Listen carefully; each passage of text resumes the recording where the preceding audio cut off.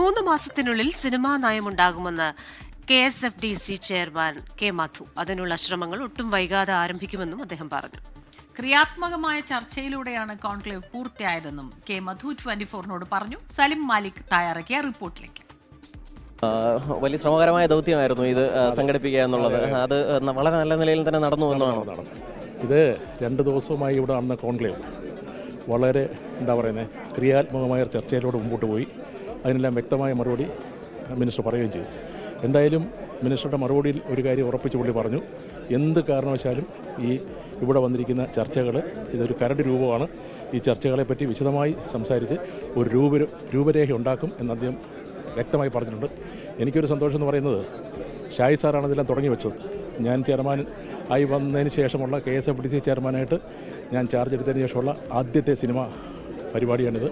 ഇത്രയും മനോഹരമായി വിജയിച്ചതിൽ എനിക്ക് വളരെയേറെ സന്തോഷമുണ്ട്. എന്തായാലും ഈ സർക്കാരിൻ്റെ ഒരു നൂതന ആശയം ഇത്രയും ഫലവത്താക്കിയ സിനിമാ പ്രവർത്തകരോടും മറ്റുള്ള എല്ലാവരോടും വളരെ നന്ദിയുണ്ട്.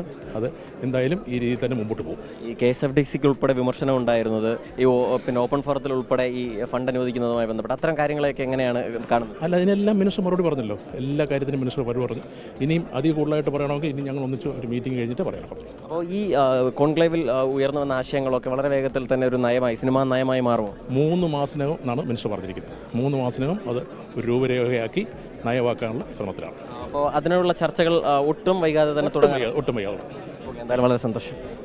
ലോകത്തെവിടെയായാലും ഏത് സമയത്തും 24 വാർത്തകളും ഓഗ്മെന്റഡ് റിയാലിറ്റി പാക്കേജുകളും എക്സ്പ്ലെയിനറുകളും വിശദമായി കാണാൻ ഞങ്ങളുടെ YouTube ചാനൽ നിങ്ങൾക്ക് സബ്സ്ക്രൈബ് ചെയ്യാം.